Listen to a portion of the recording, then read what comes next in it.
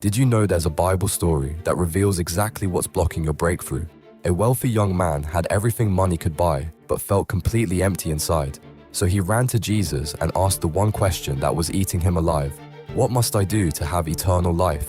The young man was confident. He'd followed all the rules since childhood. Never killed, never stole, honored his parents. He probably expected Jesus to pat him on the back and say, "Well done." Instead, Jesus looked at him with love and said something that changed everything. "Sell everything you own. Give it to the poor. Then come follow me." The Bible says the man's face fell. You could see his heart breaking in real time. He walked away sad because his wealth meant more to him than his spiritual freedom.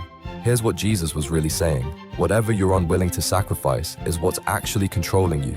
That young man thought he owned his possessions, but his possessions owned him. So ask yourself this question: what is God asking you to let go of that you keep refusing to release?